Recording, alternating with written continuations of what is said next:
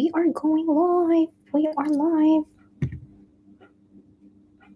Di ba siya magulo ah?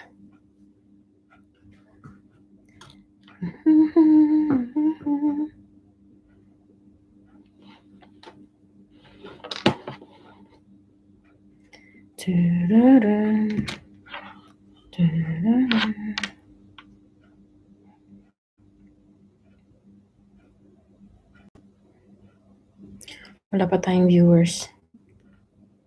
Oh, yan na. May 3 na tayong viewers. Shout out to Maricel. Oh my God.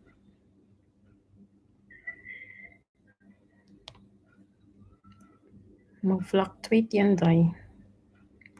Oh, sige na, mag-start na tayo at ano naman siya, pwede naman siyang i-replay. Kasi wala naman tayong time. Oh my gosh. Di ba siya medyo siya, madilim siya, no? Buksan mo kaya? Oh my God, hello guys! Welcome back to my channel, the Pinay Abroad Vlogs, the combined vlog version 2.0. Perfect! And I'm your Inday vlogger ng Davao City na nandito pa rin po sa UAE. Perfect! So for today's video, actually guys, hello. Kasi medyo matagal tayong hindi nakapag-live. Medyo busy ang lola nyo sa mga bagay-bagay, which I will be sharing to you, inshallah, soon. That's fingers crossed, guys. I-share natin yan. And if you have questions, guys, mag-comment lang kayo sa live chat natin. For today's video, guys, this video has been mostly requested recently kasi nga recently din lang siya lumabas na balita about the new types of visas in the UAE that they are offering. So these new types of visa, guys, we will just discuss like the general information, and later on maybe I can do a vlog about ano yung mga specific requirements niya to get these types of visa. So what they have, they have 2 types of visa na bago siya ngayon. They have this remote work visa, and then what else? Multiple entry tourist visa. So if you are going here, if you're planning to go for tourist here in the UAE, this might be perfect for you kasi nga siya, multiple entry visa siya na valid for 1 year. Valid for 1 year siya. That's it. Let me just double check that one. Multiple entry visa. No, valid 5 year pala siya. 5 year. Okay. May kodigo po kasi ako kasi mahirap na. So, first and foremost, guys, thank you so much sa mga viewers natin. Again, if you have questions, mag-comment na kayo sa live chat. And we will also answer those who ask questions in Instagram. Kasi may mga natanggap din tayong mga inquiries. And, yun na. So, let's start. So, the first one is the remote work visa. So, may bago silang dalawa. Remote work visa and multiple entry visa. So, the remote work visa, is 1 year. 1 year siya valid. Sorry, may kodigo ako. Valid for 1 year. So you can live and work here in the UAE remotely, even if your company is from other countries. Diba? Ganun siya. So ganun yung drama niya.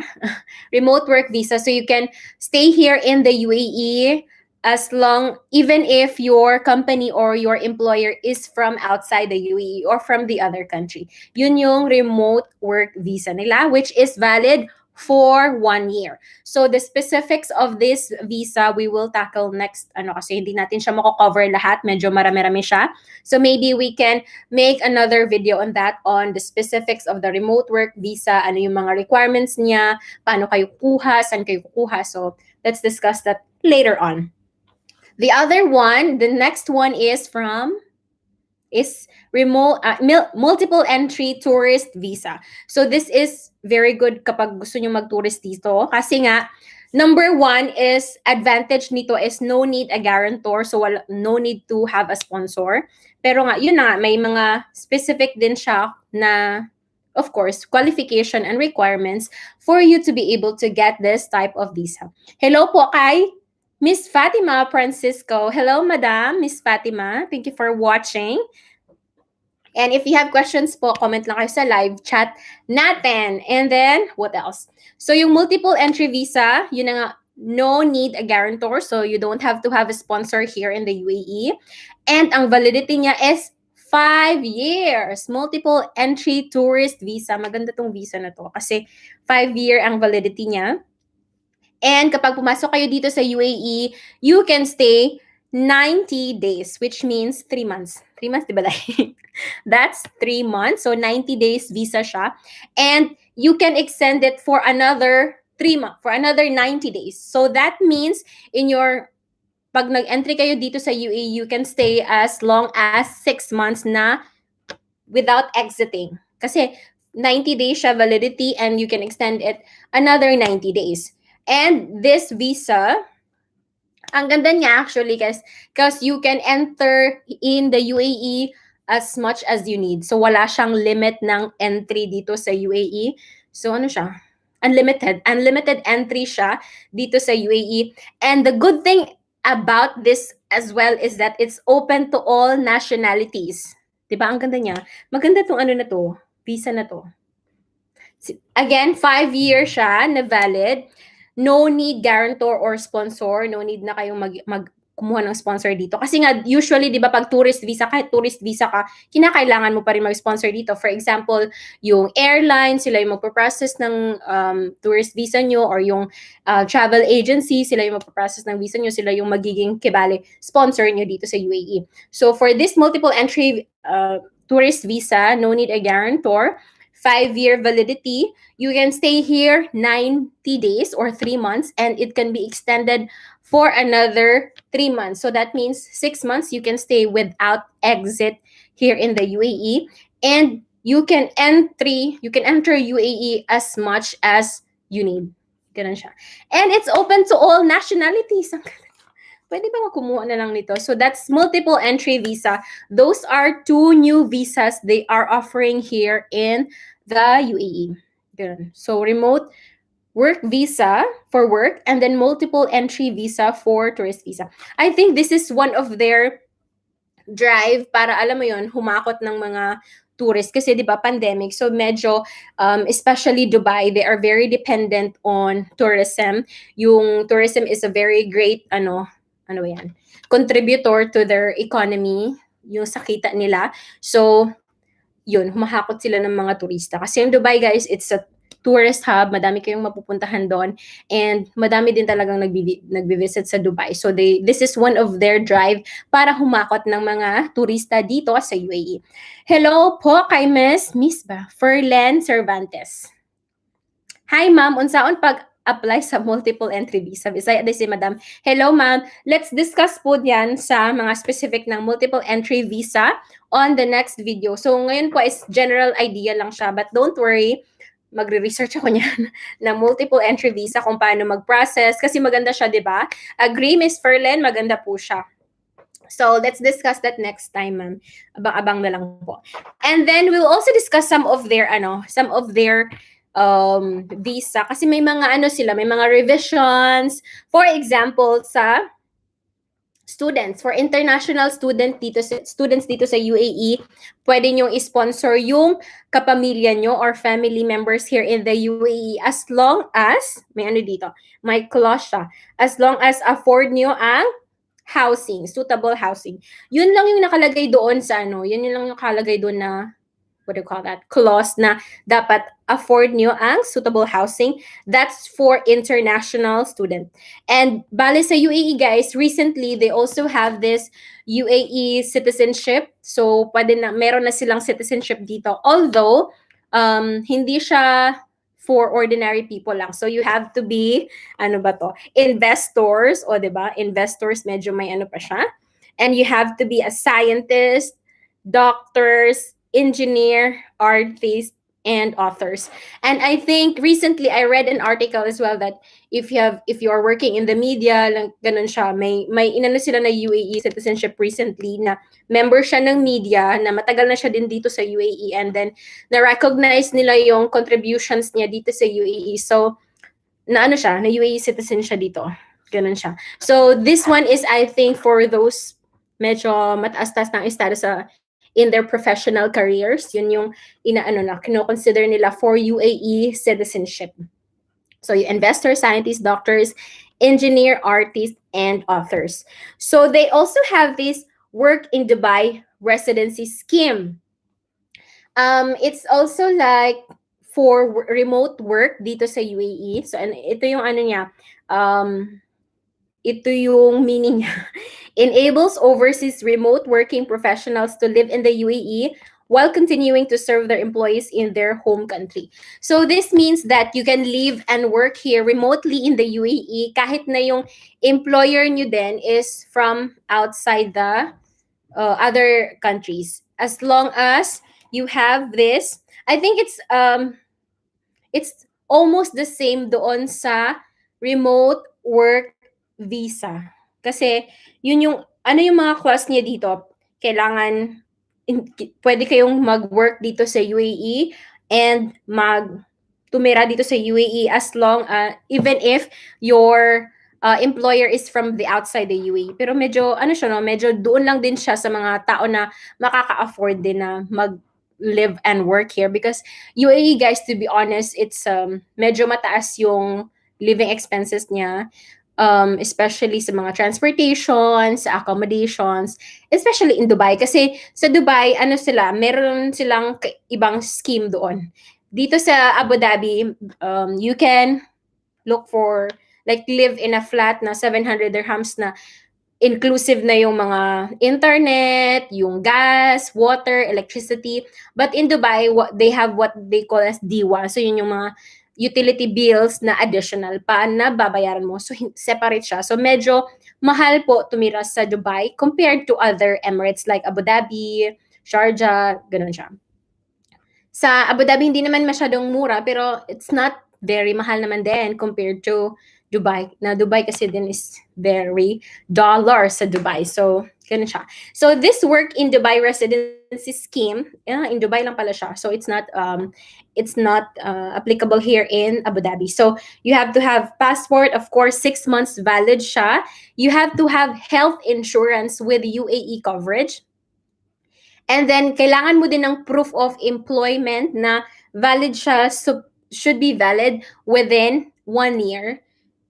And then, yun na nga, $5,000 ang salary mo. 5,000 USD, hindi siya dirhams, but USD siya, dapat 5,000 dirham, USD yung ano mo.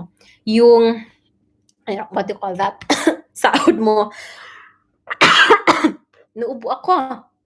Okay, so that's the new types of visas here in the UAE. Yun yung bago, yung multiple entry tourist visa and remote work visa. So medyo bet ko tong multiple entry tourist visa kasi medyo siya, convenient siya for those people na gustong pumunta dito. And then, I'm not sure lang kung dito sa multiple entry tourist visa if you can work here in the UAE. Di ba, Besh? So we have to search that one, check that one in our next video. By the way, we will answer those questions na ni-ask nyo sa Instagram. Sorry na. Naubo ako. Naubo po ako. So this is from... Okay, this is from Mr. Kenzo from Instagram. Nag-ask po siya. Sabi niya, hi ma'am, question lang po. Flight ko kasi sa Dubai this March 28 to visit my mom sa Abu Dhabi. Pagdating ko po ba sa Dubai after ma-swab test, need po ba ng hotel quarantine until lumabas yung result, or pwede nila ako sunduin tapos home quarantine? Okay. So sa latest na nabasa ko pag kayo, Dubai yung flight nyo, Philippines, Manila to Dubai, kinakailangan nyo munang mag-download ng Dubai smart app nila. Doon nyo matatrack yung result nyo sa swab test. Hindi po kayo pwedeng lumabas pa unless lumabas na yung swab test result nyo. Hindi po pwede yung susunduin nila kayo sa Dubai Airport tapos pupunta kayo dito sa Abu Dhabi kasi hindi po kayo makapasok. Kailangan yung hintayin yung negative result nyo sa swab sa Dubai. Home quarantine muna po kayo. Tapos, sabi niya po, sige, sa Dubai din kaya meron din wristband tracker. Yung napanood ko po kasi sa stream nyo sa YouTube, parang sa Abu Dhabi po yung nabanggit nyo. Sa Dubai, wala ata silang wristband tracker. Sa Abu Dhabi lang ata yung wristband tracker na susuotan kayo ng wristband and bawal kayong lumabas. Kasi mata-track nila yung location nyo. May GPS po siya. Medyo advanced po ang Abu Dhabi. Sa Dubai, I'm not sure. Parang wala akong nabasa na may wristband sila. Yung nabasa ko lang po is Abu Dhabi. May wristband na ipapasuot sa inyo. And sabi niya din, since first time ko to travel abroad, mahirapan po kaya ako kung 1 month yung stay ko since Holy Week naman dito sa Pinas. Kaya makapag-reason po ako sa immigration kung bakit matagal. Meron din po ako leave form and COE. Yung visa ko po din is approved siya for 90 days. Kaya po, okay. Actually, as long as may kapamilya po kayo dito sa UAE at magtuturist kayo, medyo hindi kayo mahihirapan. Mahirap nga lang pumasok dito sa UAE kapag wala talaga kayong kapamilya. Like, alam mo yun, second or third degree of consanguinity and affinity na third cousin, second cousin, medyo mahihirapan na kayo yun. Pero direct family nyo, family member, medyo may advantage kayo doon. Especially na nandito naman ang mama nyo. So that is okay. I think so. Depende pa rin po yan sa immigration, but I think so that will be fine. Ito, may mga request tayo dito. Okay, from Angelica. From Angelica, good PM po. May tanong lang po ako sana about affidavit of support. Hahanapan pa rin po ba ang AOS sa immigration if ako yung magdadala ng anak ng ate at brother-in-law ko sa Dubai?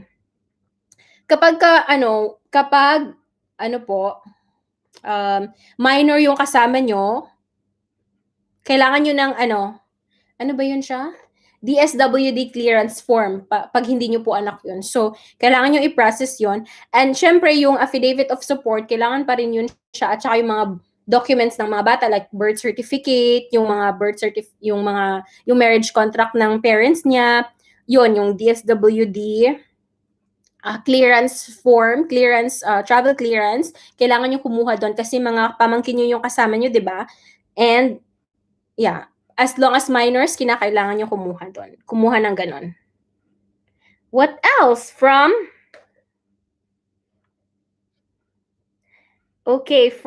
Jane. From Jane Casas.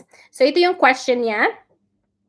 Hello, ma'am. I always watch your vlogs and I'm hoping na sana makita mo ang question ko. Yung fiancé ko po, balak po sanang akong kunin. Pero yung mag-sponsor po is yung may ari ng flat na tinitirhan niya. Pwede ho kaya yun?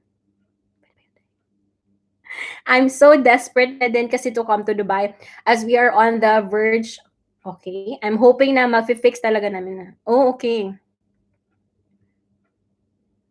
Actually, guys, before pandemic hindi talaga mahirap pumasok dito sa UAE kahit na wala kayong kamag-anak. Pwede kayong mag-tourist dito, especially kapag pumunta kayo or magko-cross country kayo. It's not difficult. But recently kasi, especially sa Philippine immigration, medyo nagsistrict talaga sila ng pagpasok dito sa UAE. Kasi before yung nagka-pandemic, marami silang napauwi ng mga nag-expire na ng mga tourists dito o yung mga hindi nakahanap ng trabaho dito sa UAE.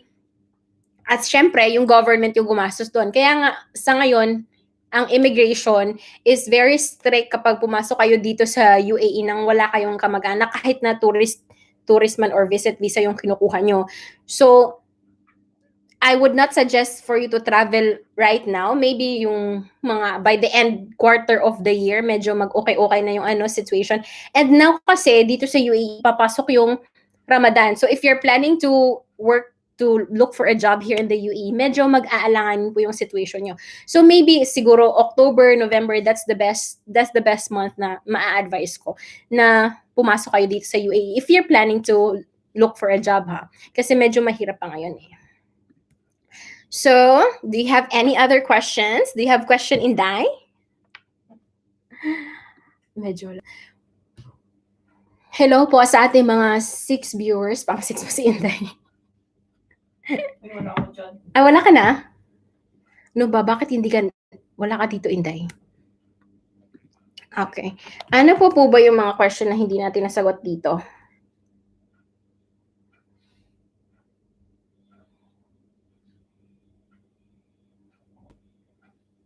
Sabi po pala ni Miss Wenz, good na po ba mag-job hunting ngayon sa UAE? Okay. Actually, yung UAE guys, medyo nagsi-start na sila to be back to normal kasi nga medyo massive yung vaccination campaigns nila. Nagbalik na naman po sila ng vaccination kasi nag-stop sila ng vaccination, pina-prioritize nila yung mga senior citizens or yung mga medyo mahina yung immune system. But now, they are back to the vaccination campaign. So, medyo binibilisan na nila. Kasi nga, di ba, meron sila this October na Expo, which supposedly 2020. So, ano na siya, Expo 2021. So, I think that's one of the reasons, guys, na medyo massive yung vaccination campaign nila. Gusto na siguro nilang ma-vaccinate lahat. So, yun sa question ni Miss Wenz, medyo nagsa-start na po yung they're going back to normal. So, yun na nga, I think it would be better na pumunta kayo dito nga. Yun yung pinaka-best time. Pumunta kayo mga October, November. And that time also, guys, I think there will be a lot of jobs kasi yun nga, meron silang Expo 2020 na 2021 na ano. So, meron silang maraming jobs na ino-offer that time. So, I think that would be the best time para pumasok kayo dito. Not now, guys, kasi medyo mahirap-hirap pa. Baka hindi kayo makahanap ng trabaho. Ganun siya. At saka Ramadan kasi siya. So, I'm always mentioning this one na if Ramadan, guys, medyo mahirap po makahanap ng trabaho dito kasi nga, yun na nga, yung timings ng mga offices is lesser siya, mga 5 hours to 6 hours. So usually yung mga managers, at saka konti lang din yung need nila kasi nga, di ba, fasting sila that time, so wala masyadong nangyayari sa mga companies. So that's my idea ha. So it will not be best kapag pumunta kayo dito sa UAE during the Ramadan season. At saka ang init dito guys during the Ramadan, during summer. So it would be best if you will go here in the UAE kapag yung mga medyo malamig-lamig na para medyo alam mo yun, may malaking puruhan kayo para makahanap ng trabaho at saka hindi kayo mahirapan kasi malamig nga, hindi nga mainit siya. Oh my God, that's 22 minutes of talking. If you have any questions, guys, please comment in the live chat now. Charot lang. Hello sa mga ano natin. Okay. Do we still have questions here? Okay. Ito po kay Miss Frostbite. Ano nga pangalan ni Madam? Sabi niya, Ma'am, pa-advise po ako. Ano po ang magandang gawin kung uwi ng Diretso Pinas or cross-country sa Abu Dhabi po? Galing siya, sabi niya, hindi po ba mahirap umalis kung Pinas to Abu Dhabi? Excuse me. Inuubo ako. Ano ba yan? Si Frostbite, Miss Frostbite, ano siya, nasa Saudi siya ngayon and then she is asking if it would be better if magpunta na siya sa UAE directly or uuwi pa siya ng Pinas tapos papasok. So, I think, kasi nga, for the meantime, guys, ang stricto ng immigration, medyo mahihirapan kayong lumabas ko. So, if you are in another country like Saudi Arabia, na ang UAE naman is open for people na galing sa Saudi Arabia. So, better if pumunta na directly dito sa UAE kaysa yung uuwi ka pa tapos babalik ka dito. Kasi baka hindi na po kayo makalabas ng Pilipinas, especially if you don't have any close relatives or kapamilya dito sa UAE. So, better if nasa ibang country man kayo, pasok na kayo dito sa UAE compared to going back to the Philippines and pasok sa UAE. Kasi hindi naman mahirap pumasok sa UAE, I think medyo mahirap makalabas sa Pilipinas. Kasi dun sila nagsuscrutinize sila ng mga Pilipino talaga kasi they want to avoid as well yun sa mga illegal recruitment, human trafficking victims, ganun siya. So they have to scrutinize you kung eligible ka ba talagang mag-travel pa to UAE at kung may mag-aano ba sa inyo. May magsusponsor man sa iyo or alam mo yun, magsa-shoulder ng mga expenses nyo in case something happened to you. Ganun siya. From Miss Ridzma Vlog. Hi! Shout out po kay Madam Rizma.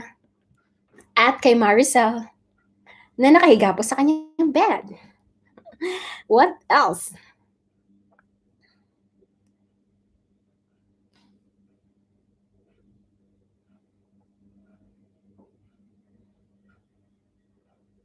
Okay. Ito po lang question ni Madam Nelly Vol.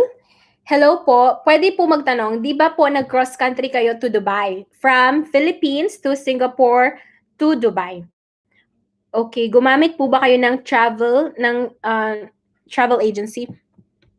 In my case, guys, yung Davao to Singapore ko, no travel agency kasi wala namang ano nun, di ba? Wala namang visa to Singapore yung mga Pinoy.